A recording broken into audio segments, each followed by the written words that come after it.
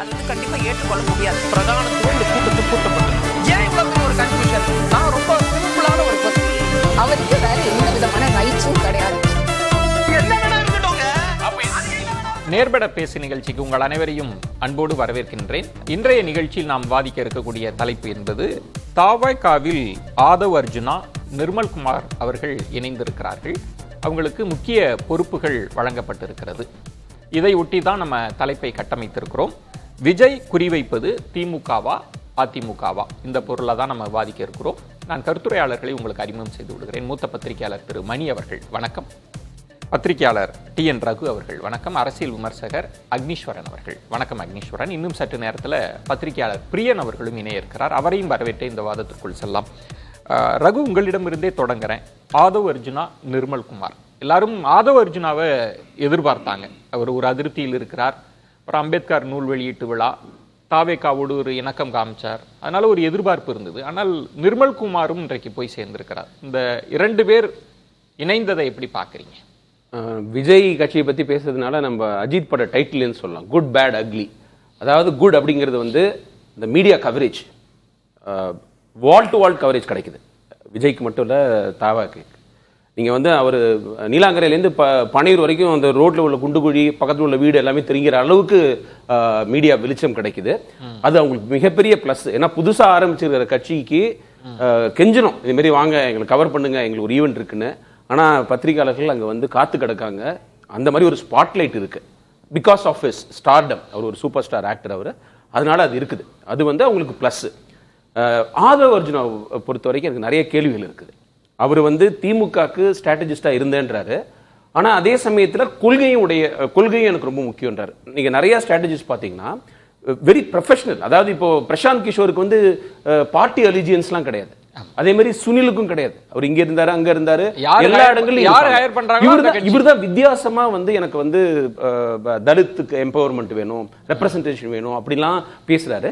நான் கேட்கிறேன், திமுக வரலாற்றுல என்ன அந்த அளவுக்கு ஒரு பெரிய பொறுப்புல வந்திருக்கிறாங்க தலித்? அதுக்கு நம்ம அண்மை காட்சிகளையும் பார்க்கிறோம். ஆதவ் அர்ஜுனா அவர்கள் தாவேகாவில் இணைந்த பிறகு திரு திருமாவளவனை சந்தித்த காட்சிகளை தான் நம்ம பார்க்கிறோம். அவரிடம் வாழ்த்து பெறுகிறாரா? இந்த சந்திப்போட முக்கியத்துவம் என்ன இன்னும் பேசப்படும்? நம்ம பேசின டாபிக் தான் அது. ஏன்னா இப்ப ஒரு திமுக ஒர்க் பண்ணும் போதே ஒரு கொள்கை வீரியம் உள்ளவராக இருந்தாருன்னா, திமுகல வந்து தலித்ஸ்க்கு வந்து எந்த மாதிரி ரெப்ரசன்டேஷன் அவங்க கட்சி ஆரம்பத்திலேருந்து கிடைச்சிருக்குது, பெரிய போஸ்ட்ல, மாவட்ட செயலாளர்கள் போஸ்ட்ல, அப்படிங்கிற இதெல்லாம் பார்த்து தான் ஒர்க் பண்ணாரா? அது was he happy with the representation for Dalits in DMK? அவர் ஹோல் ஹார்ட்டடா அவங்க 2021 ஆட்சிக்கு வரணும்னு ஒர்க் பண்ணாரா? அதுக்கப்புறம் அவருடைய ஃபாதர் இல்லா வந்து அவருடைய கம்பெனி வந்து 500 crores மேல கொடுத்துருக்காங்க. அப்படி கொடுத்த ஒரு ஃபேமிலிக்கு வந்து ஒரு லோக்சபா சீட்டுக்கு கூட திமுக கொடுக்கலன்னா அதுக்கு என்ன காரணம்? அவருக்கு கேட்டதா சொல்றாங்க இல்லையா? ஒரு இந்த 2024 தேர்தலில் விசிக சார்பா இவருக்கு ஒரு சீட்டு கேட்டதா ஒரு பேச்சு போடுது. அப்படி கேட்டு கொடுக்கப்படலைன்னா ஏன் கொடுக்கல, எந்த காரணத்தால் கொடுக்கல? இந்த மாதிரி கேள்விகள்லாம் இருக்கு இல்லையா? அது வந்து இப்போ அவர் வந்து பிசிகால வந்து ஒரு சலசலப்பு வந்து வெளில வந்ததுலாம் அடுத்து நம்ம எல்லாரும் பார்த்துட்டோம். பட் அதுக்கு முன்னாடி என்ன நடந்ததுங்கிற கேள்வியும் நம்ம கொஞ்சம் பார்க்கணும். ஏன்னா அவர் மேபி இப்போ டிஎம்கே நினைச்சிருக்கலாம், இவர் ரொம்ப ஆம்பிஷியஸ், இவருக்கு நம்ம வந்து ஒரு பெரிய சான்ஸ் கொடுத்துடக்கூடாது அப்படின்னு நினைச்சிருக்கலாம். அவர் இப்போ வந்து இப்போ தாவாக்கால வந்து தலித் ரெப்ரசன்டேஷன் எப்படி இருக்கும் அப்படின்னு அவர் ஏதாவது பேசியிருக்காரா, பேச முடியுமா? ஏன்னா வந்து இப்போ தமிழ்நாட்டில் வந்து ஏடிஎம்கே டிஎம்கே ரெண்டு பேருமே இடைநிலை சாதிகள், சாதி இந்துக்களுடைய கட்சிகள் ஆனதுங்கிறது வரலாறு. அவங்களுடைய பலத்தில் தான் இயங்கிக்கிட்டு இருக்கிறாங்க. தலித்ஸுக்கு பொலிட்டிக்கல் ரெப்ரசன்டேஷன் இல்லைங்கிறது ஒரு ஃபேரான கம்ப்ளைண்ட். அதை அட்ரஸ் பண்ண முடியுமா? இங்கே பண்ணியிருக்காரா, பண்ணுவாரா அப்படிங்கிற ஒரு இவர் கொள்கைன்னு பேசினதுனால அந்த கொள்கையில சிக்கல் இருக்கும்ன்றீங்க. அப்சல்யூட்லி. இப்ப இது ஆதவ் அர்ஜுனாவுக்கு இருக்கிற சிக்கலா இருக்கலாம், தாவேகாவுக்கு ஒரு கூடுதல் பலம்னு பார்க்கல. அப்ப நிர்மல்குமார் அவர் அதிமுகக்குள்ள இருக்கிறார். இவரதே வர இவர் வந்து இப்ப 2021 திமுக ஜெயிக்கிறதுக்கு இவரோட ஒர்க் மட்டும் காரணமா? அவங்க எலெக்ஷன் இல்லையா அது? ஜெயலலிதா இல்ல, 10 வருஷம் ஆன்டி இன்கம்பன்சி, ஏடிஎம்கேல பிரிவு, அப்புறம் பிரசாந்த் கிஷோர் இருந்தார். பிரசாந்த் கிஷோர் தலைமையில இவர் இயங்கினாரு. எனக்கு அது அந்த ப்ரொக்ளமேஷன் கொஞ்சம் எக்ஸாஜரேட்டட்னு தோணுது. அந்த டீம்ல இருந்தாரு. பட் அதை நீங்க வந்து இவருக்கு எவ்வளவு பங்கு கொடுக்க முடியும்? ஆதவ் அர்ஜுனாக்கு மட்டும் நீங்க அதுல வந்து எவ்வளவு கான்ட்ரிபியூஷன் கொடுக்க முடியும்? இப்ப நீங்க இந்த போட்டிருக்கிற 3 பேரும் பாத்தீங்கன்னா முக்கியமான பேர் நல்லா மார்க்கெட் பண்ணிக்கிட்டவங்க. இங்க இவர் அடுத்தது அக்லிக்கு வர நிர்மல்குமாருக்கு என்ன கிரெடிபிலிட்டி இருக்குங்க?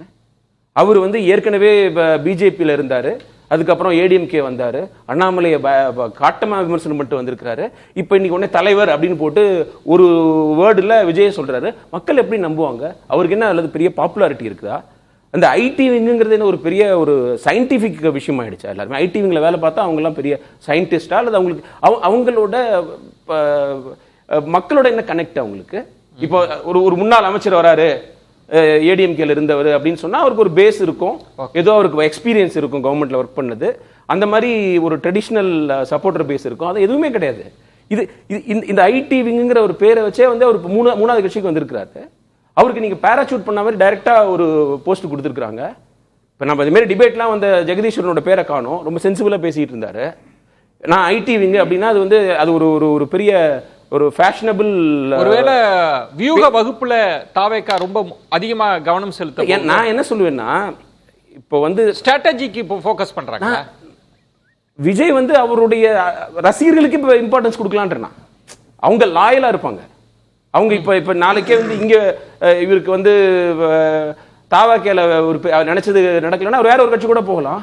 திரும்பியும் நிர்மல்குமார் யாருக்கு தெரியும்? இதுல திரு ரகு ரொம்ப நுணுக்கமா பாத்தீங்கன்னா, இப்ப அதிமுகவில எல்லாம் பொதுச் செயலாளர்ன்ற பதவி இப்ப இன்னமும் பெரிய விவாத பொருளா இருக்கிறது. இது இப்ப 2 பேர் இணைகிறாங்க, புதிய பொறுப்புகள் உருவாக்கப்பட்டு கொடுக்கப்படுது. ஆதவ் அர்ஜுனா அவர்களுக்கு தேர்தல் பிரச்சார மேலாண்மை பொதுச் செயலாளர் அப்படின்னு கொடுக்குறாங்க. நிர்மல்குமார் அவர்களுக்கு துணை பொதுச் செயலாளர் அப்படின்னு பெரிய அதிகாரங்கள்லாம் வியூக வகுப்பு. இல்ல எனக்கு அங்க அவங்க விஜயோட ரசிகர்களா அவரோட ரொம்ப நாளா பயணிச்சுட்டு வரவங்களுக்கு கொஞ்சம் வருத்தம் இருக்குன்னு தான் நினைக்கிறேன். நிர்மல்குமாருக்கும் சரி, இவன் ஆதவ் அர்ஜுனா சொல்றேன், இவர் விஜய் அன்டெஸ்ட்னு சொல்றோம்ல, ஆதவ் அர்ஜுனாவுடைய கேப்பபிலிட்டி எங்க டெஸ்ட் பண்ணிருக்காங்க? நீங்க வியூக வகுப்புல ஏதாவது பெரிய இஷ்யூஸ், ஒரு புது கட்சிக்கு ஒரு புதிய ரத்தத்தை இவங்க 2 பேரால பாய்ச்ச முடியாதுன்னு நினைக்கிறீங்களா? உங்களோட கிரெடிபிலிட்டி அவங்க ஏற்கனவே ப்ரூவ் பண்ணியிருக்காங்களா? பேசியிருக்காரு நிறைய. இப்போ ஆதவ் அர்ஜுனா எப்போ சொன்னாலும் வந்து ஒரு டிஸ்க்ளோஷர் எனக்கு அவர் நல்லா தெரியும், அவரோட நான் பேசியிருக்கேன். ஏன்னா அவர் வந்து ஸ்போர்ட்ஸ்ல இருந்ததுனால பர்சனலாக இன்ட்ராக்ட் பண்ணுறதுக்கான வாய்ப்பு எனக்கு கிடைச்சிருக்கு. பேசுறாரு, நான் நிறைய சர்வே எடுத்திருக்கிறேன், என்னோட இதுபடி, என்னோட சர்வே படி, என்னோட டேட்டா படி இதெல்லாம் சொல்றாரு. பட் வந்து சில புள்ளிகள்லாம் இணைச்சு பார்க்க வேண்டியிருக்குல்ல. இப்போ நீங்க வந்து அவருடைய கிளைம் டு ஃபேம், நீங்க அவர் வந்து நான் ரொம்ப சாதாரண குடும்பத்திலேருந்து வந்தேன், நான் வந்து இந்த அளவுக்கு வந்து எப்படி வந்தாருன்னு கேட்பாங்கல்ல. ஒரு ஊழல ஒழிக்க வந்தேன், நான் வந்து ஒரு புது அரசியல் பண்ண வந்திருக்கேன்னு சொல்லியிருக்காருல்ல விஜய். அவரு ரசிகர்களா இருந்தாங்கன்னா பிரச்சனை கம்மின்றேன். இவரை பத்தி கேள்விகள் வரும்ல. இப்ப இந்த இணைப்பு இது விஜய் அவர்களோட கணக்கு திமுகவா அதிமுகவா அதுக்குள்ளே வரல. நீங்க இந்த 2 பேர் மையமா வச்சே எனக்கு சில இப்போ அவருக்கும் அவங்க மாமனார் மாட்டினுக்கும் என்ன தொடர்பு? இவருக்கு வந்து இப்போ இவர் என்ன பிசினஸ் பண்றாரு? அவரோட இதுக்கு வந்து அவருடைய பணத்துக்கோ சொத்துக்கோ என்ன அப்படிங்கிற கேள்வி எல்லாம் கேட்க கேள்விகள் எல்லாம் கடந்துதான். ஸ்ட்ராட்டஜிஸ்ட் இல்ல, வெறும் ஸ்ட்ராட்டஜிஸ்ட்னு ப்ரொஃபஷனலா ஹையர் பண்ணியிருந்தாரு வச்சுக்கலாம், இதெல்லாம் கேட்க மாட்டாங்க. சரி சரி. ஆனா கட்சியில வந்து இந்த மாதிரி ஒரு பொறுப்பு, முக்கியமான பொறுப்பு கொடுத்து மேபி தேர்ட் இன் கமாண்டா கூட இருக்கலாம், அப்படி ஒரு பொறுப்பை கொடுத்ததுனால கேள்வி கேட்பாங்க. ஏன்னா ஆர்கனைசேஷன்ல ஏற்கனவே ஆனந்த் வந்து எஸ்டாப்ளிஷ் பண்ணி அவர் ப்ரூவ் பண்ணிட்டார்ல. இப்போ விடுதலை சிறுத்தைகளுடைய மாநாட்டோட பெரிய மாநாட்டை விஜய்க்கு நடத்திட்டாரு. ஸோ ஆர்கனைசேஷன்ல அவங்களுக்கு பிரச்சனை இல்லை, ஸ்டேட் ஃபுல்லா அவங்களுக்கு கார்டர் இருக்காங்க. இதுல ஒரு எக்ஸைட்மெண்ட்டுக்கான மீடியாலாம் கவர் பண்ணிருக்கலாம். பட் கேட்க வேண்டிய கேள்வி என்ன, பேராசூட் பண்ணி எடுத்துட்டு வந்திருக்கீங்க எல்லாரும். அந்த கேள்வியை வந்து போக எல்லாருமே கேட்பாங்க. ஆதவ் அர்ஜுனா கிட்ட ஒரே விஷயம் மட்டும் சொல்றேன், அவரு வந்து தன்னை முன்னிலைப்படுத்துறதுல ரொம்ப முனைப்பா இருக்கிறார். ஜென்ரலா வந்து நான் திருமாவளவனுக்கு தம்பியா இருப்பேன், அவருக்கு எம்பவர்மெண்ட்டுக்கு கேட்கிறேன்னு சொன்னா கூட அவருடைய இம்பார்ட்டன்ஸை வந்து அவரு முன்னிறுத்திக்கிட்டே இருக்கிறார் எல்லா இடத்துலையும். பேசலாம். அக்னீஸ்வரன் எப்படி பாக்குறீங்க? ஏன்னா ஊடகங்களில் பேசப்பட்டது தான், தாவேகா வந்து அதை மறுத்தாங்க, அப்படிலாம் இல்லை, துணை முதல்வர் பதவி 80 சீட்டெல்லாம் இல்லை அப்படின்லாம் சொல்லப்பட்டது.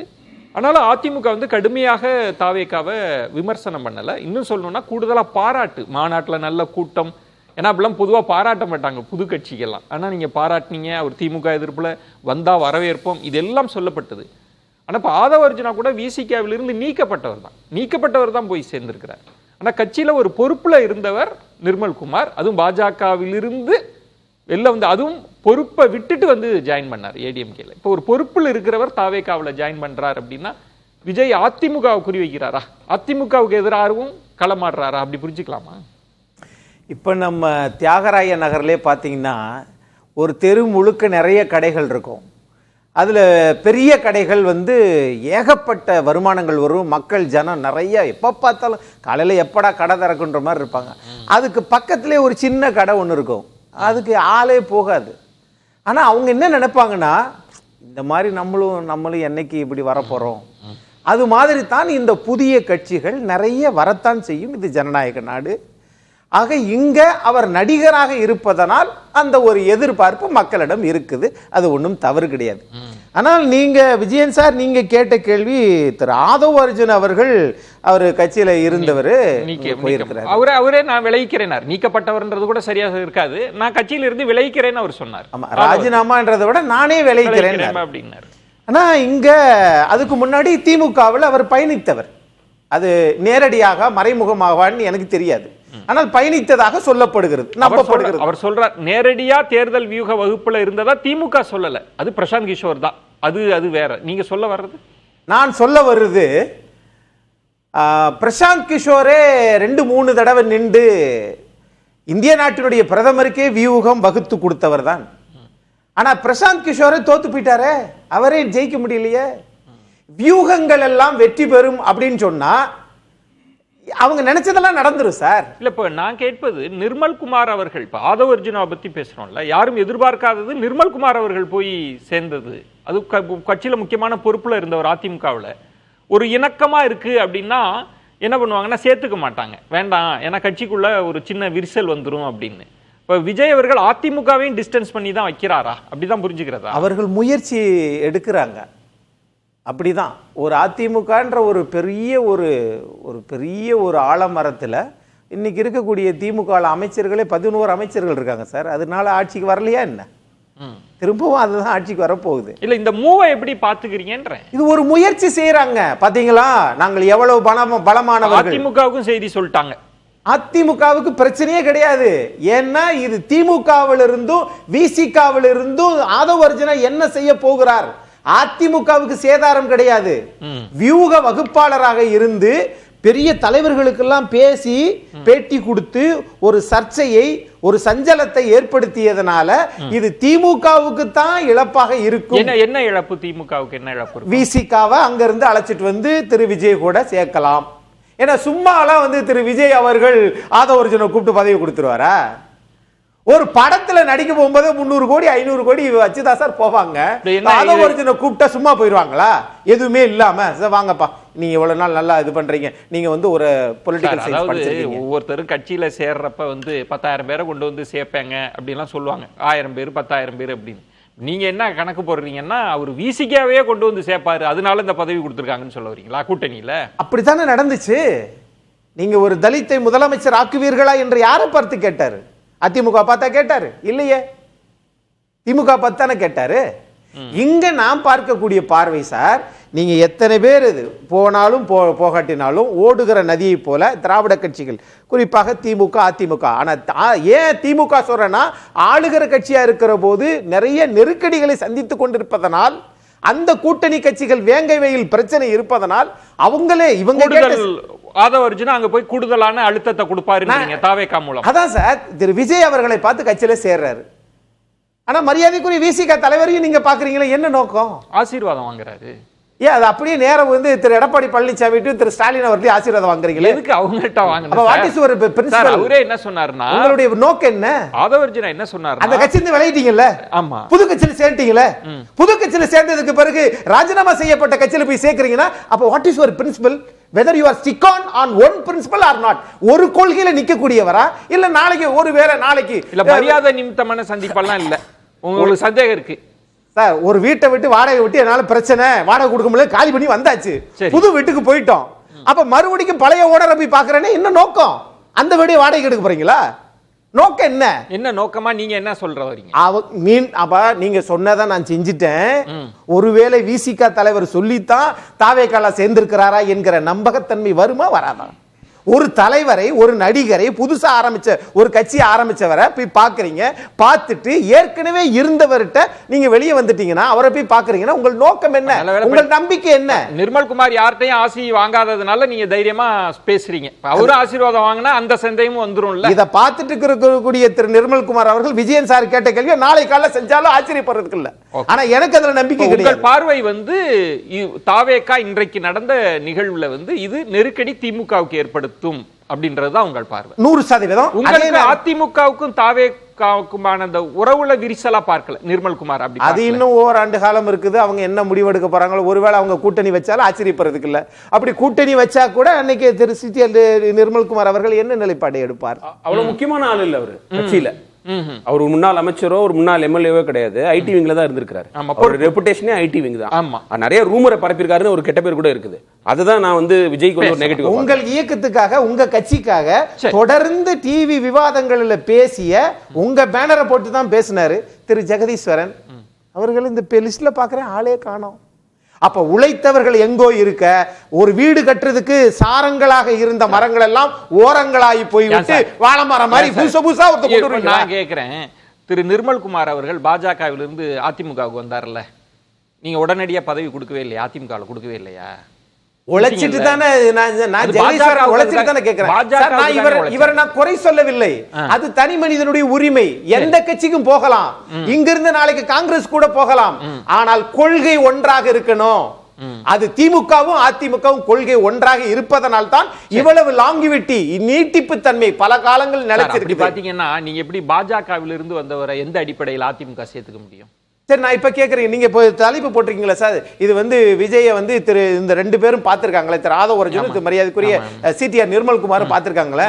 இது திமுகவுக்கு அதிமுகவுக்கு அப்படின்னு கேக்குறீங்களா? ஏன் பாஜகவுக்கு காங்கிரஸ்கான ஏன் கேட்கல? அவங்களுக்கு நெருக்கடின்றீங்க சார். இயக்குவது யாரோ, இயங்குவது யாரோ. பேசலாம்.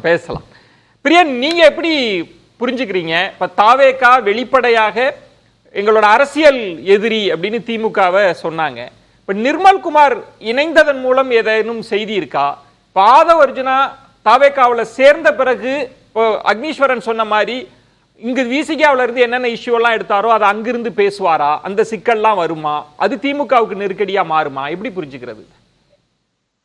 இல்ல, அதாவது விசிகா திமுக கூட்டணியில விசிகா இருந்ததுனால தலித் முதல்வர் போன்ற விஷயங்கள் எல்லாம் ஆதவ அர்ஜுனா பேசினாரு. இப்ப தாவேகாவுக்கு ஆளுங்கட்சியாக வரக்கூடிய வாய்ப்பு இருக்கிறதா இல்லையா நமக்கு தெரியாது. அவங்களுடைய ஓட் பேங்க் என்னன்னு தெரியாது, அவங்க செல்வாக்கு என்னன்னு தெரியாது, அவங்க யார் கூட கூட்டணி வைக்க போறாங்கன்னு தெரியாது, அவங்க தனியா நிக்க போறாங்களான்னு தெரியாது. பலவிதமான தெரியாது நிறைய விஷயங்கள் இங்க இருக்கிறத நம்ம பார்க்கிறோம். அதனால ஆதவ அர்ஜுனா அங்க போயிட்டு தலித் முதல்வர் போன்ற விஷயங்களை பேசுவாரா? அங்க விஜய் தான் வந்து தன்னை முன்னிலைப்படுத்திக் கொள்கிறார். அவர்கிட்ட போயிட்டு தலித் முதல்வர்களை பத்தி அவர் பேசுவாரா தெரியாது. ஆனால் அவர் ஒரு ஸ்ட்ராட்டஜிஸ்ட் முறையில, அவர் திமுகவுக்காக 21 ஒர்க் பண்ணார். ஸ்ட்ராட்டஜிஸ்ட் முறையில தாவேகாவுக்கான ஒரு தேர்தல் வியூகங்களை வகுக்கிறதுக்கான ஒரு பணியை அவர் செய்யக்கூடும் என்பதுதான் என் கருத்து. அவர் முதல்ல வந்து விசிகேவை வந்து தள்ளின்னு போலாம், திமுக கூட்டணியிலிருந்து விஜய் கிட்ட தள்ளின்னு போலாம் தான் முயற்சி பண்ணார். அதை வந்து திருமாவளவன் புரிஞ்சுட்டு தான் அவர் வந்து அவரை விலகிட்டார், இல்லை இவங்களும் விலகிட்டாங்க. ஆனால் இப்போ போக போக இன்னும் 12 மாசம் கழிச்சு என்ன மாதிரி சூழல் வரும்னு தெரியாது. ஸோ தாவேகாவை பொறுத்த மட்டும் ஆதவ அர்ஜுனுடைய அந்த அவருடைய அங்க போய் சேர்றதுன்றது வந்து ஒரு எலெக்ஷன் ஸ்ட்ராட்டஜிக்காக அவரை வந்து விஜய் சேர்த்துட்டு இருக்காருன்னு நான் நினைக்கிறேன். அவர் கட்சியில வந்து அவருக்கு பெரிய ஈடுபாடுலாம் இருக்குன்னு தெரியல. ஒரு ஸ்ட்ராட்டஜிஸ்டா தான் அவர் ஜாயின் பண்ணிருக்காரு. தேர்தல் பிரிவு போன்ற விஷயங்கள் அவர் கொடுத்ததுக்கு காரணம் வந்து ஒரு கூட்டணி ஒர்க் பண்றது, இல்ல கட்டுமானங்களை வந்து அதிகரிக்கிறது, இல்ல பூத் கமிட்டி போடுறது, இல்ல விஜயோட இமேஜை வந்து இம்ப்ரூவ் பண்றது, இந்த மாதிரி விஷயங்களுக்கு தான் வந்து ஆதவ அர்ஜுனா அவங்க பயன்படுத்துவாங்களே தவிர ஸ்ட்ராட்டஜிஸ்ட் ஒரு கூட்டணி இல்ல இந்த திமுக கூட்டணி எதிர்க்கிறதுக்கான வியூகங்கள் வகுக்கிறது போன்ற விஷயங்கள் அதுக்குதான் பயன்படுத்துவாங்களே தவிர அவரை நான் ஒரு ஆதவ அர்ஜுனாவை வந்து ஒரு கட்சிக்காரனா நான் பார்க்கல. ஆக்சுவலா இல்ல, இப்போ பிரச்சார பிரியன், இப்ப தேர்தல் பிரச்சார மேலாண்மை அப்படின்னு சொல்றாங்க. ஒரு புதுசா ஒரு பொறுப்பை உருவாக்கி அதை கொடுத்துருக்குறாங்க. இப்போ விஜய் அவர்களை மேடையில வச்சுக்கிட்டே ஆதவ அர்ஜுனா என்ன சொன்னாரு அப்படின்னா, நீங்க வேங்கை வயலுக்கு நேரடியாக போகணும், நீங்க அந்த இஷ்யூ எல்லாம் பேசணும் அப்படின்னு அந்த கோரிக்கையை வச்சாரு. இது போன்ற பிரச்சார உத்திகளை எல்லாம் இனி தாவேகாவுக்கு நிறைய கொடுப்பாரு இல்லையா? அதெல்லாம் நெருக்கடியா மாறும். சேர்த்திருக்காங்க, அதுக்குதான் விஜய் அதுக்குதான் சேர்த்திருக்காங்க, ஸ்ட்ராட்டஜிஸ்டா சேர்த்திருக்காங்க. அங்க ஏற்கனவே இன்னும் எனக்கு இருக்கிற கவலை என்னன்னா, விஜய வந்து ஏற்கனவே 2 பேரும் இங்க குழப்பிட்டு இருக்காங்க. இன்னும் 3வதா இவர் போயிருக்காரு. என்ன மாதிரியான குழப்பங்களுக்கு விஜய் ஆட்படுவாரோன்னு சந்தேகமா இருக்கு எனக்கு. ஆக்சுவலா ஏன்னா நான் கேள்விப்படுறதெல்லாம் பாத்தீங்கன்னா விஜய்க்கும் நிர்வாகிகளுக்கும் சம்பந்தமே இல்லை, மாவட்ட நிர்வாகிகளுக்கும் விஜய்க்கும் சம்பந்தமே இல்லாத தொடர்பற்று இருக்காது. நடுவில் இருக்கிற சில பேர் நிறைய பிளே பண்றாங்க, புதுசா சேரவர்களை சேர விட மாட்டேங்கிறாங்க, வெவ்வேறு விஷயங்கள் நான் கேள்விப்படுறேன். அதெல்லாம் நான் இப்ப சொல்ல விரும்பல, அதெல்லாம் அறகுறையா இருக்கு, உறுதியான தகவல் கிடைச்சா சொல்லலாம். சோ அது அப்படி இருக்கும்பொழுது இப்ப ஆதவ அர்ஜுனா அங்க போய் சேரும்பொழுது 2-3 போகும்போது அந்த 3 பேர் சேர்ந்து விஜய் என்னென்ன மாதிரியான ஒரு திசையில கொண்டு போவாங்க அப்படின்னு நினைச்சாலே கொஞ்சம் கவலையா தான் இருக்கு விஜயை பத்தி நினைக்கும் போது. சோ இந்த எப்படி இந்த 3 பேர் எப்படி கட்சி பலமாயிருச்சு அப்படின்னு சந்தோஷப்படுவாங்க. நீங்க இந்த இணைப்பு குழப்பம் தான் அதிகமாகுன்றீங்க தாவேகாவுல. ஆமா, ஏற்கனவே 2 பேர்னால பல குழப்பங்கள் இருக்கு. ஆனால் என்னுடைய பாயிண்ட் என்னன்னா, விஜய் மட்டும் ஒரு நல்ல ஒரு திட்டமிட்டு வேலை செய்தார் என்றால், ஆட்களை கரெக்டா ஐடென்டிஃபை பண்ணி கரெக்டா அவங்கவுங்களுக்கு ஏற்ற ஜாபை கொடுத்து ஒருத்தர் ஜாபில் ஒருத்தர் தலையிடக்கூடாது என்ற விஷயங்கள் எல்லாம் வரையறுத்து வைத்தார் என்றால், ஒவ்வொருத்தையும் வந்து அவர் தனியா வேலைகளை எக்ஸ்ட்ராக்ட் பண்ணலாம். அது ஆதவ அர்ஜுனாலாம் வந்து அவற்றெல்லாம் நீங்க என்னென்ன மாதிரியான வேலைகளை எக்ஸ்ட்ராக்ட் பண்ண முடியுமோ அதெல்லாம் எக்ஸ்ட்ராக்ட் பண்ணலாம். ஆனால் இவர்கள் 3 பேரும் ஒன்று சேர்ந்து கட்சியை வந்து விஜயை வந்து திசை மாற்றி செல்லக்கூடாதுன்னு பாயிண்ட். விஜயோட பாயிண்ட் என்ன, அவருடைய முக்கியமான பிரச்சனை என்ன, அடுத்த 12 மாசத்துக்கு அரசியல் எதிரியான திமுகவை எதிர்த்து களமாட வேண்டும். அதுக்கப்புறம் பாத்தீங்கன்னா தனியா போகணுமா கூட்டணிக்கு போகணுமான்ற முக்கியமான ஒரு கேள்விக்கான பதிலை அவர் தேட வேண்டிய அவசியம் இங்க இருக்கு. சோ அது ஒர்க் பண்ணும் பொழுதுதான் கீழே வந்து 68,000 பூத்துல வந்து பூத் கமிட்டி போட வேண்டிய விஷயங்கள் இருக்கு, கட்டுமானங்களை பலப்படுத்த வேண்டிய விஷயங்கள் இருக்கு. இன்னைக்கு மாவட்டங்கள்ல போட்ட பல நிர்வாகிகள் வந்து சரியான ஸ்ட்ராங்கான பர்சன்ஸ் இல்லைன்னு அந்த கட்சிக்காரங்களே நம்ம கிட்ட சொல்றாங்க. அதுல வேறு பல விஷயங்கள்லாம் கூட பேசப்பட்டது நம்ம பாக்குறோம். அது உறுதி இல்லாத தகவலா இருக்கிறதுனால நான் பேச முடியல. சோ இந்த ஆதவ அர்ஜுனாவுடைய அந்த உங்க இணைப்புல விஷயமா இருந்தா சந்தோஷம். அது அந்த பலம் சேர்க்கிற விஷயத்த விஜய் தான் உறுதிப்படுத்தணும். இந்த 3 பேருக்குள்ள அந்த பவர் ஷேரிங் இருக்குல்ல, அவரை சுத்தி இருக்கிற 3 பேருக்குள்ள இருக்கிற பவர் ஷேரிங்க கரெக்டா விஜய் தான் ஹேண்டில் பண்ணணும். விஜய்க்கு வந்து கரெக்டா ஹேண்டில் பண்ணாருன்னா தெரியும். அவர் ஹேண்டில் பண்ணல, அவர் பர்சனலா ஹேண்டில் பண்ணலன்னா அவருக்கு ஏற்கனவே அவருக்கும் நிர்வாகிகளுக்கும் தொடர்பு இல்லாத இருக்கு. இந்த 3 பேரையும் அவர் பர்சனலா ஹேண்டில் பண்ணலன்னா அவருடைய பார்ட்டி வந்து ஒரு திசை தெரியாமல் தடுமாறக்கூடிய வாய்ப்புகள் இருக்கிறத நான் உணர்றேன். பிரியன், இப்போ அக்னீஸ்வரன் சொன்னது இது அதிமுகவுக்கு எந்த விதமான சிக்கலும் இல்ல, திமுகவுக்கு தான் சிக்கல். நாளைக்கு திரும்பவும் விசிகா என்ன நிலைப்பாடு எடுக்குன்ற சந்தேகத்தை எழுப்பினார். இதை எழுப்பி கொண்டிருக்கக்கூடிய அதே நேரத்தில் தான் ஆதவ அர்ஜுனா விசிகா தலைவரை பார்த்து வாழ்த்து பெறாரு. இந்த சந்திப்பு எப்படி பாக்குறீங்க? இது மரியாதை நிமித்தமான சந்திப்பு அப்படின்னு புரிஞ்சுக்கலாமா? ஆதவ அர்ஜுனாவுக்கும் விடுதலை சிறுத்தைகளுக்கும் ஒன்னும் பெரிய பகையில பரம்பரை பகையான அவர் அந்த கட்சியில 1 வருஷ காலம் அங்க இருந்தார். அவர் இன்னொரு கட்சிக்கு போயிருக்காரு. அந்த கட்சியில இருந்த போது அந்த கட்சியுடைய நலனுக்கு எதிராக அவர் வேலை செஞ்சாரு. அங்க இருக்கும் போதே ஒரு புத்தக வெளியீட்டு விழாக்கு விஜயை கூப்பிட்டாரு. அவருடைய பார்வையெல்லாம் விஜய் மேல இருந்தது. ஆக்சுவலா அதை புரிஞ்சிருந்த திருமாவளவன் இது நம்மள கூட்டணியில இருந்து கைட்டி விடுறதுக்கான ஏதோ ஒரு விஷயத்த ஆதவ அர்ஜுனா செய்யறாரு, அவர் கைட்டி விட்டார். அதனால மரியாதை நிமித்தமாக சந்திக்கிறதுலாம் ஒன்னும் பெரிய விஷயம் கிடையாது. எந்த முக்கியத்துவமும் இருக்காது. ஆதவ அர்ஜுனா போனதுனால பிசிபியில ஏதாவது பிரச்சனை வருமானாங்க. 30 வருஷ காலம் அந்த கட்சி இருக்கு. அந்த கட்சிக்கு வந்து பல போராட்டங்கள் நடத்திருக்கு, பல ஆர்ப்பாட்டங்கள் நடத்திருக்கு, பல மாநாடுகள் நடத்திருக்கு. அப்பெல்லாம் ஆதவ அர்ஜுனா கட்சியில இருந்தாரு. இன்னைக்கு தேர்தல் கமிஷன் அப்ரூவ் பண்ற அளவுக்கு அந்த கட்சி வந்துச்சுன்னா ஆதவ அர்ஜுனா கட்சியை வளர்த்தாரு.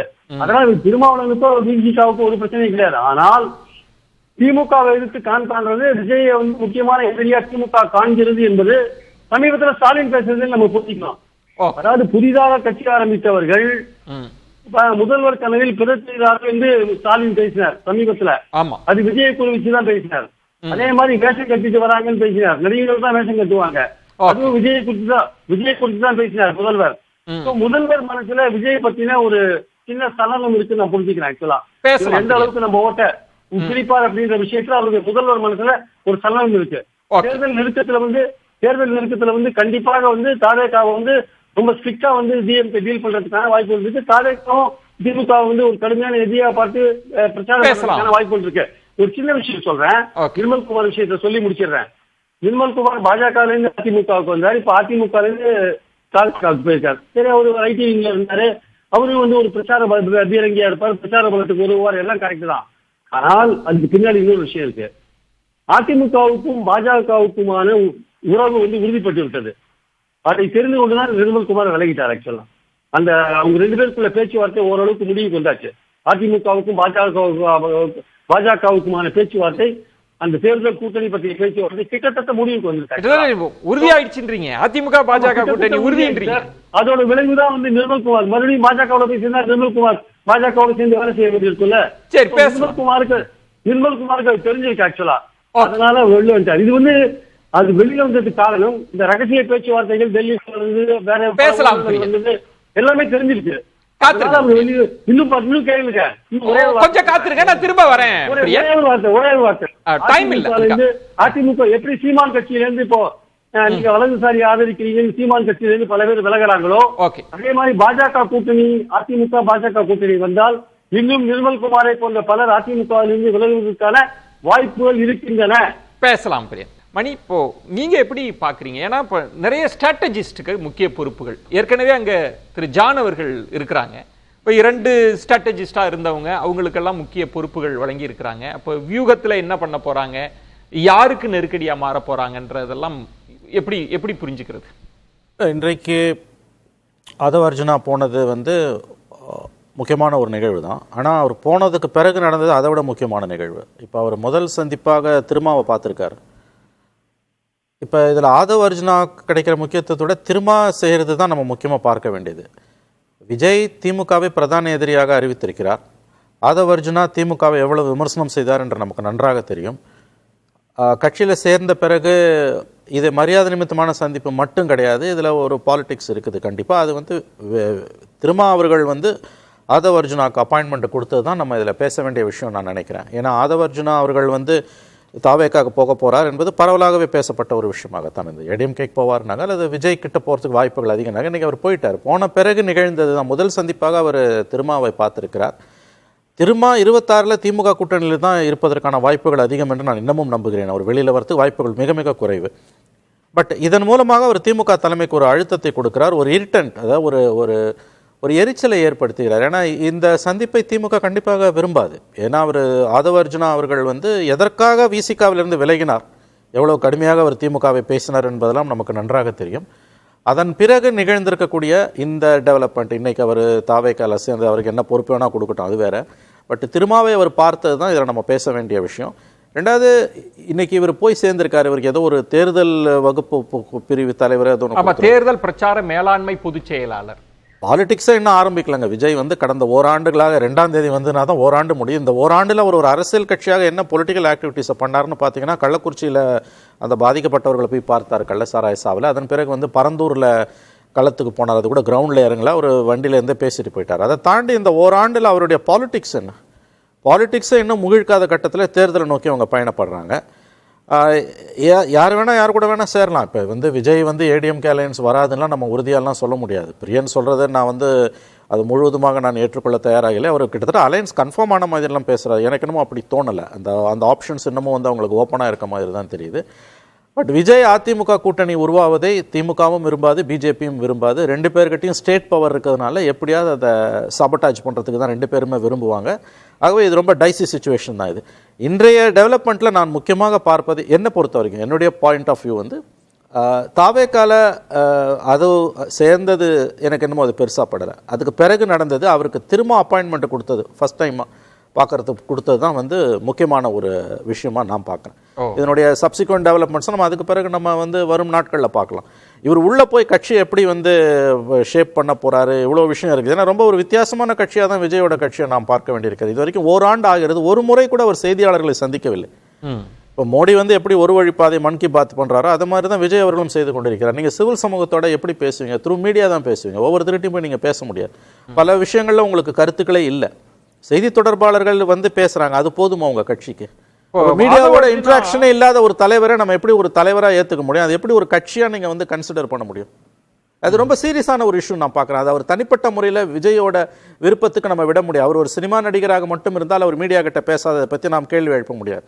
பட் அவர் ஒரு அரசியல் தலைவராக, அதுவும் திமுகவுக்கு மாற்றாக நான் வருகிறேன், எனக்கு திமுக தான் முதல் எதிரி, ஆட்சி மாற்றம் வேண்டும்லாம் பேசக்கூடியவர், தன்னை ஒரு முதலமைச்சர் வேட்பாளராகவே வந்து இன்று ப்ரொஜெக்ட் பண்ணி கொண்டிருக்கக்கூடியவர். அவர் அப்படி தான் பார்க்குறாங்க. இன்றைக்கி ஒரு ஆல்டர்னேட்டிவாக பார்க்கக்கூடிய ஒரு சூழல் வந்திருக்கிறது.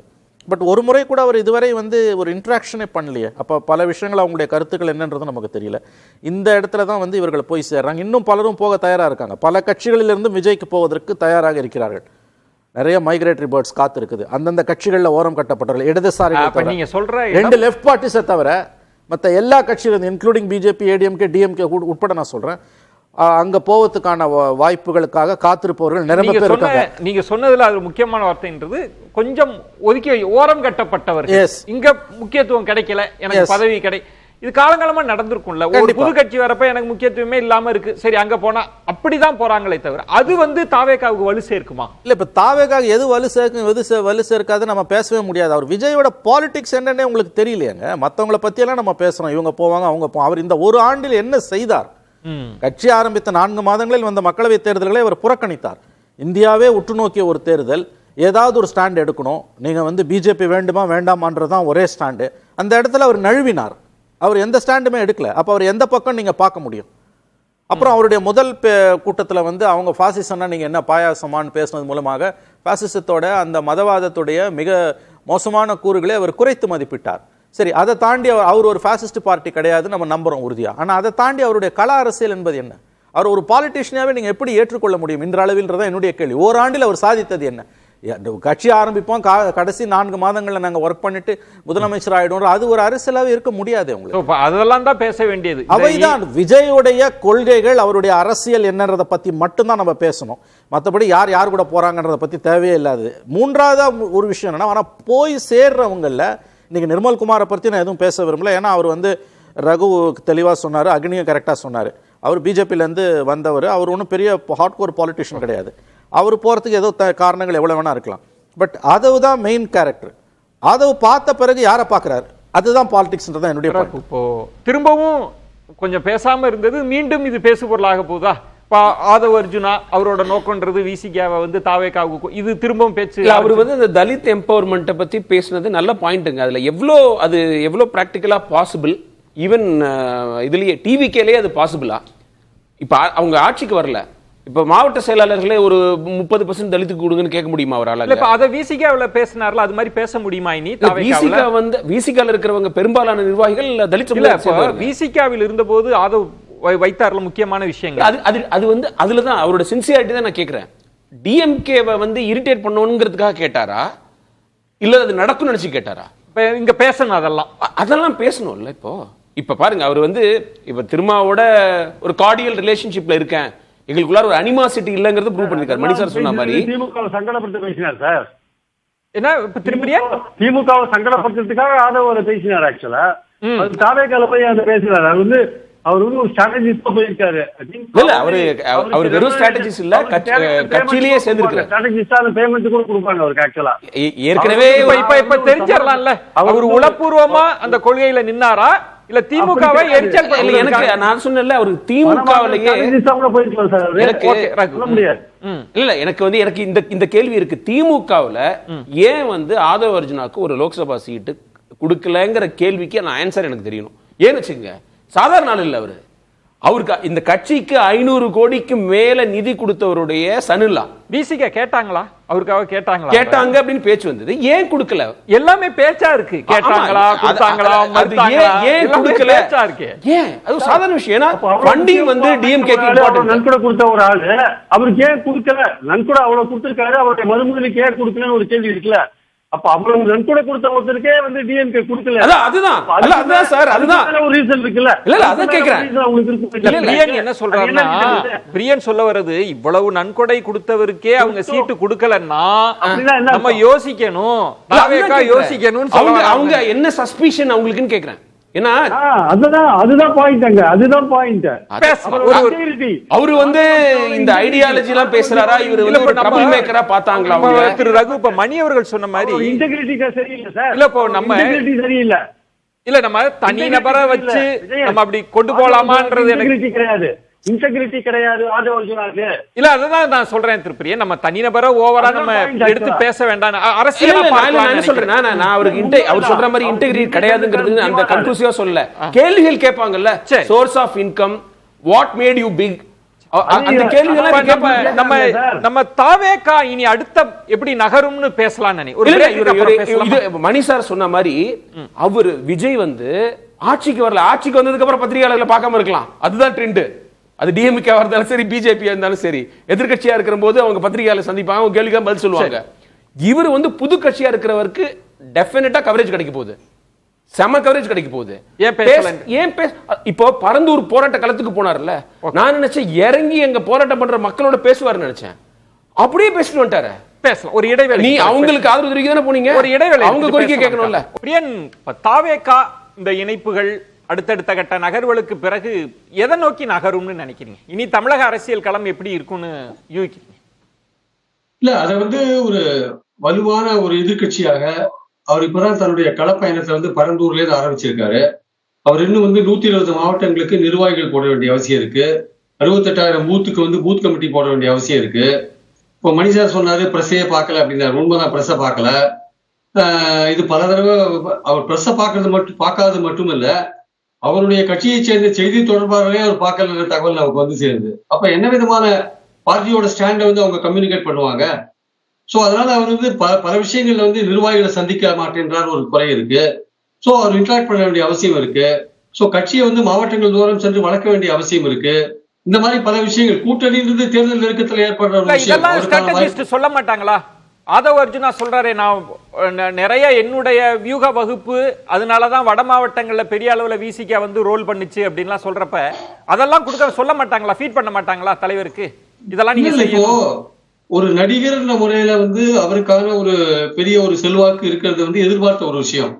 ஆனால் ஒரு கட்சி தலைவராக அவருக்குள்ள செல்வாக்கு இன்னும் சோதிக்கப்பட வேண்டிய ஒரு விஷயமா இருக்கிறத நம்ம பாக்குறோம். அவருக்கு வட மாவட்டங்கள்ல செல்வாக்கு இருக்குன்னு நீங்க சொல்றீங்க. அந்த கூட்டத்தை அன்னைக்கு சேர்ந்த கூட்டம் ஒரு பிரமிக்கத்தக்க ஒரு கூட்டம் தான். ஆனா அந்த கூட்டம் எல்லாம் ஓட்டாகுமான்ற ஒரு பாயிண்ட் இருக்கு. உதாரணமா அவர் நடந்து கொண்டுள்ள முறையில ஒரு அரசியல் தலைவரா எப்படி நடந்துக்கிறார் அப்படின்ற ஒரு விஷயத்துல தான் நம்ம பார்க்க வேண்டிய அவசியம் இருக்கு. அதாவது பாத்தீங்கன்னா, பெரியாரை பத்தி இன்னைக்கு சீமான் விமர்சனம் பண்றாரு. பெரியார் அவருடைய கொள்கையை வழிகாட்டியா வச்சிருக்காரு விஜய்.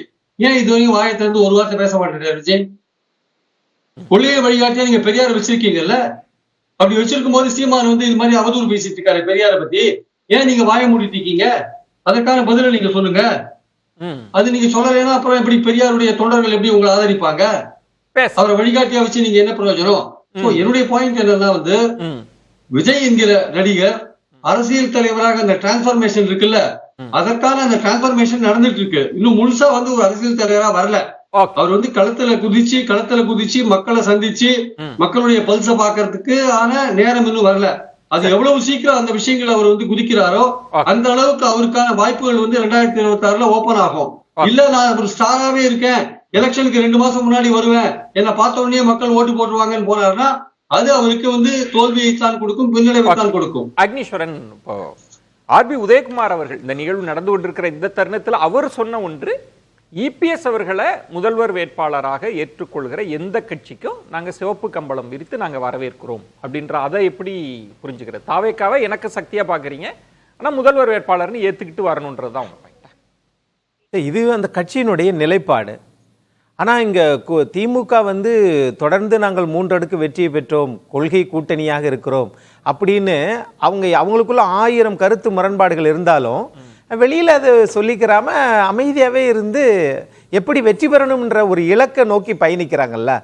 ஆனால் அந்த திமுக ஆட்சியை அகற்றணும் அப்படின்னு நினைக்கக்கூடிய எல்லாருமே தனித்தனியாக நின்றுகிட்டு திமுக மட்டுமே குறை சொல்லிட்டு இருந்தா எப்படி நீங்கள் அவர்களை அகற்ற முடியும்? அதுதான் என்னுடைய கேள்வியா இருக்குது. கூட்டணி சேரணும். நீங்க உடனே கேட்பாங்கன்னா 1.5 வருஷம் இருக்கு, அது 1.5 வருஷம் கிட்ட 2.5 வருஷம் கிட்ட அது முக்கியம் இல்லை. நீங்கள் இப்பொழுதே உங்கள் கொள்கையை சொல்லி நீங்கள் இணக்கமான ஒரு போக்கை கொண்டு வரணும். இது ஒண்ணு. இன்னொன்னு, கலைஞர் அவர்கள் இருக்கிற போதும் அம்மையார் ஜெயலலிதா இருக்கிற போதும் இத்தனை கட்சி வந்துச்சா? வரல. ஏன் தெரியுமா? அவர்கள் எல்லோருக்குமான கட்சியே அங்கு புதிய புதிய இளைஞர்கள் வாய்ப்பு கொடுத்தாங்க. நீங்க 2026 சட்டமன்ற தேர்தல்ல சார் 6,39,00,000 வாக்காளர்கள், அதுல புதிய வாக்காளர்களாக சேர்ந்திருக்கக்கூடிய இளைஞர்கள் 1,19,00,000. அந்த 1,19,00,000 சமூக வலைதளத்தை மட்டுமே நம்பி இன்னைக்கு புதிய கட்சிகள் நிறைய அப்படி உருவெடுத்துட்டு இருக்கு. சோசியல் மீடியா மட்டுமே நம்பி வர்றாங்க. அதான் உண்மையும் கூட. அதனாலதான் இன்னைக்கு திரு ஆதவ் அர்ஜுன், திரு சிடிஆர் நிர்மல்குமார் அவர்களுக்கெல்லாம் இந்த வாய்ப்பு கிடைக்குதுன்னா அதனாலதான் கிடைக்குது. ஆகையினால இந்த வாய்ப்பை திமுகவும் அதிமுகவும் சரிபடுத்தி கொண்டால் அவர்கள் தன்னை தகவமைத்துக் கொள்ள முடியும். இல்லன்னா கஷ்டம். தாவேக்காவோட அடுத்த கட்டம் எப்படி இருக்கும்னு ஒன்று. இப்ப ஆதவ் அர்ஜுனா விசிகாவில் இருந்த போது பேசியதை தாவேக்காவில் இருக்கிற போது பேசுவாரா? அது அதிமுகவுக்கு நெருக்கடியா வராது அவர் எழுப்பின இஷ்யூஸ் எல்லாம். இப்ப வேங்கை வயல்ல திமுக மீது வைக்கிற விமர்சனம் அதிமுகவுக்கு பொருந்தாதான்ற கேள்வி எல்லாம் இருக்குல்ல. அப்ப தாவேகா என்ன செய்ய போகுது அடுத்து? நம்ம அதிமுக நிறைய விஷயங்கள்ல பேசுறதே கிடையாது. இப்ப நீங்க வந்து கனிம வள கொலை கொலை நடந்திருக்குது. அது சம்பந்தமா என்ன பண்ணாங்க? ஒரு அறிக்கை தானே விட்டாங்க. எவ்வளவு பெரிய இஷ்யூ அது. அதை பத்தி ஏதாவது போராட்டம் பண்ணாங்களா? இது எடப்பாடி பழனிசாமி போய் பார்த்தாரா? கேட்கிறேன். அவங்க இது நான் வந்து திமுக அதிமுக பிரச்சனைன்னு பார்க்கல. நான் என்ன நினைக்கிறேன், ஒரு சிட்டிசனா தமிழ்நாடு பிரஜை என்ன சொல்றேன்னா, நீங்க வந்து இது ஒரு டேர்னிங் பாயிண்ட் அப்படி ஆகக்கூடாதா? கனிம வளைய பிரச்சனையில இது ஒரு ரேலிங் பாயிண்ட் ஆகக்கூடாதா? அந்த ஜகபர் அலியுடைய மரணம் ஏன் ஆக மாட்டேங்குது? ஏடிஎம்கே டிஎம்கே யார் வந்தாலும் இதுதான் பிரச்சனை, இது ஒரு இஷ்யூவே கிடையாது அப்படிங்கிற ஒரு நிலைமைக்கு நம்ம ஏன் போகணும்? அதை பார்க்கலையே. ஏடிஎம்கே அப்படி பார்க்கலையே. அதை டிஎம்கேக்கு நம்ம வந்து ஒரு ஏடிஎம்கே டிஎம்கே தாவேகா போன்ற கட்சிகள்லாம் எடுக்கலாமே. ஏன் விஜய் எடுக்கக்கூடாது? ஊழல் இந்த பிரச்சனை தான் பேசுறாரு. அவர் ஏன் இந்த ஜகபர் அலி விஷயத்தை பத்தி ஏன் பேசல? அவர் அரசியல் வந்துட்டாரு, ஒரு வருஷம் கட்சி முடிய போகுது. சும்மா ஒரே ஒரு அறிக்கை மட்டும் விட்டா போதுமா? நான் என்ன கேட்கிறேன், நீங்க வந்து இந்த பிரச்சனை எல்லாரும் ஒத்துப்பாங்கல்ல? நம்மளோட கனிம வளங்கள் கொள்ளையடிக்கப்படக்கூடாதுன்னு எல்லா சிட்டிசனும் ஒத்துப்பாங்கல்ல? அந்த பிரச்சனை ஏன் அவர் கையில் எடுக்கக்கூடாது? ஏன் அவரையும் ஜகபர் அலி போய் பார்க்கக்கூடாது? சரி, ஏடிஎம்கே பார்க்கலன்னா அதுக்கு ஒரு காரணம் இருக்கலாம். ஏன்னா அவங்களும் இந்த பிசினஸ்ல இருக்கிறாங்க, நிறைய வந்து குவாரிஸ் வச்சிருக்காங்க, விஜயபாஸ்கருக்கே இருக்கு அப்படின்லாம் ஒரு இஷ்யூ இருக்குன்னு வச்சுக்கோங்க. தமிழை விட்டு கேட்கறதுக்கு என்ன பிரச்சனை இருக்குது? நீங்க தான் பச்சை குழந்தையாச்சே. ஒரு குழந்தையோட பாதம் மாதிரி தானே நீங்க புனிதமா தானே இருக்கிறீங்க. எடுங்க, தமிழ்நாட்டு பிரச்சனை தானே இது நடக்குதுன்னு உலகமே. ஏங்க, இந்த லாரி சங்க தலைவர் சொல்றாரு, ப்ரூஃபோட கொடுக்குறாரு. அதை பத்தி நீங்க பேச மாட்டீங்கன்னா அப்புறம் என்ன? நாங்க எலெக்ஷன்ல மட்டும் ஜெயிக்கணும், ஆனா தமிழ்நாடு பிரச்சனை பேச மாட்டீங்கன்னா என்ன அர்த்தம்? ஏன் ஓட்டு போடணும் மக்களை? உங்களுக்கு எங்களோட பிரச்சனை நீங்க எடுத்து பேசுங்க. ஏடிஎம்கே டிஎம்கே ரெண்டு பேர் மேலேயும் இதுல குறை இருக்குது. இரண்டு பேர் ஆட்சியிலையும் வந்து கனிம வளம் கொல்ல போகுது, கேரளாவுக்கு போகுது, கர்நாடகாவுக்கு போகுது. நீங்க ஏதாவது பண்ணுங்களேன். இல்ல, இது மக்கள் பிரச்சனை எடுங்க கையில. இன்னும் அவர் திமுகவை தான் சொல்றாரே தவிர அதிமுக சார்ந்து அவர் இதுவரைக்கும் எந்த பதிலும் வெளிப்படையா. ஓகேங்க, திமுக ஆட்சியில இருக்குது, அதனால வந்து அது அதிகமா கிரிட்டிசைஸ் பண்றாரு வச்சுக்கலாம். அப்புறம் தமிழ்நாட்டில் திமுக எதிர்த்தாதான் உங்களுக்கு வந்து ஒரு பாப்புலாரிட்டி கிடைக்கும் அப்படிங்கிறதும் ஒரு உண்மைதான், நிதர்சனமான உண்மைதான். அதுக்காக பண்றாருன்னு வச்சுங்க. ஆனா இந்த விஷயத்துல ஏன் இப்ப ஏடிஎம்கே அவங்க அன்கம்ஃபர்டபிள் ஆயிடக்கூடாதுன்னு பேசாம இருக்காரா? நாளைக்கு அவங்களோட கூட்டணி வைக்கலாம், அதுக்கு ஒரு வாய்ப்பு இருக்குன்னு நினைக்கிறாரா? அது ஓப்பனா தானே இருக்கு. பிரியன் சொன்ன மாதிரி ஏடிஎம்கே பிஜேபி வாய்ப்பு இல்லைன்னு எனக்கு தோணுது. ஏடிஎம்கே வந்து விஜய் கட்சியோட வாய்ப்பு இருக்கான்னு தான் பார்ப்பாங்க. ஏன்னா வந்து பிஜேபி மேல உள்ள வெறுப்பு அப்படியே தான் இருக்குது. ஏன்னா திரு அண்ணாமலை அவர்கள் நயினார் நாகேந்திரன் தொடர்பான அந்த பதில்ன்றது ஏதோ ஒரு அரசியல் செய்தியை சொல்லுது. ஆமா, அவருடைய கான்ஃபிடன்ஸ் இப்ப வந்து அண்ணாமலையை நீட்டிப்பார் என்பதைத்தான் அவர் பதில் சொல்லுவார்.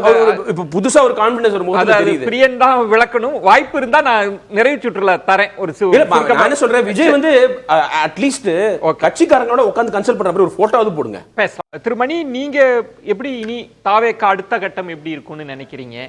ஆதவ் ஏதாவது இன்ஃப்ளூயன்ஸ் பண்ண வாய்ப்பு இருக்கா? இஷ்யூஸை எடுக்கிறதுக்கு வாய்ப்பு இருக்கா? எப்படி புரிஞ்சுக்கிறீங்க? இன்னொரு பாயிண்ட் முதல் சுற்றுலேயே சொல்லணும்னு நினைச்சேன், எனக்கு முடியாமல் போயிடுது. அதாவது ஆதவ் எவ்வளோ நாள் விஜயோட இருப்பார்ன்றது எனக்கு சந்தேகம். ஒரு உரையில் ரெண்டு கத்தி இருக்க முடியாது.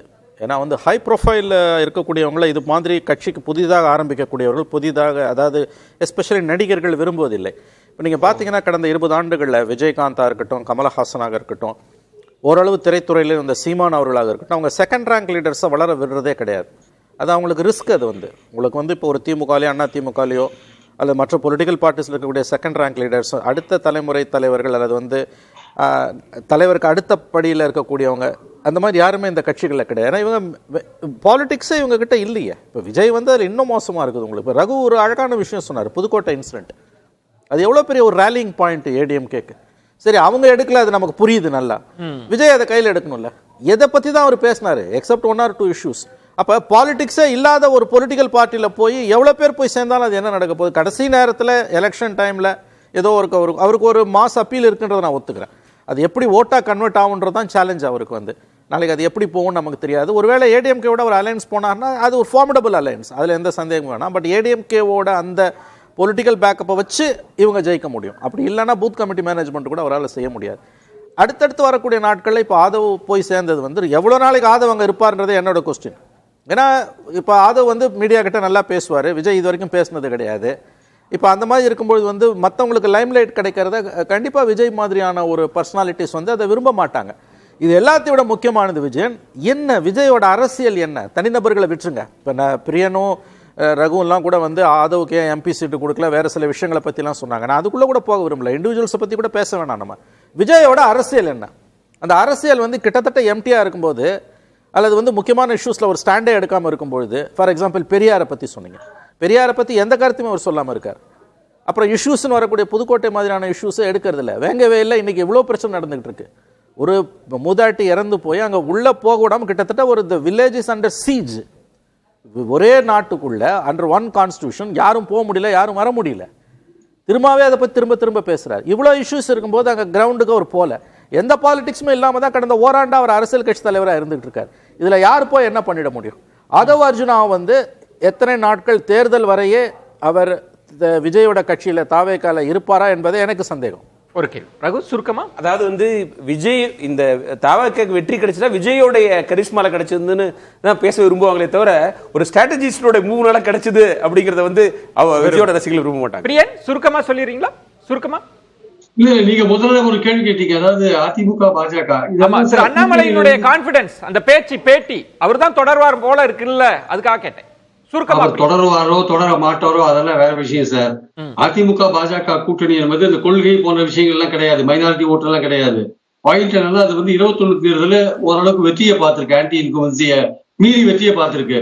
24 தேர்தல தனித்தனியா போய் 2 பேருக்கும் பிரயோஜனம் இல்ல. யதார்த்த பாலிடிக்ஸ்ல அது கூட்டணி சேர்ந்தா பெட்டர்னு அந்த கட்சியில நினைக்கிறாங்க. இல்ல கடைசி நேரத்துல தெரியாது. அடிப்படையான விஷயம், அதுக்கான பேச்சுவார்த்தைகள் தீவிரமா நடந்துட்டு இருக்கின்றது. அக்னி, சுருக்கமா. அவர் சொன்னதுனால உங்கள்கிட்ட கேட்க முழுவதும் கற்பனை. கட்சியின் பொதுச் செயலாளர் என்ன சொல்றாரோ அதுதான் இறுதி தீர்ப்பு. நன்றி. சிறப்பு விருந்தினர்களுக்கு நெஞ்சம் நிறைந்த நன்றிகளை தெரிவித்துக் கொள்கிறேன். மற்றொரு தலைப்பை சந்திக்கிறேன். நன்றி, வணக்கம். அது கண்டிப்பா ஏற்றுக்கொள்ள முடியாது. பிரதானத்துவம் இந்த கூட்டத்தில் கூட்டப்பட்டது.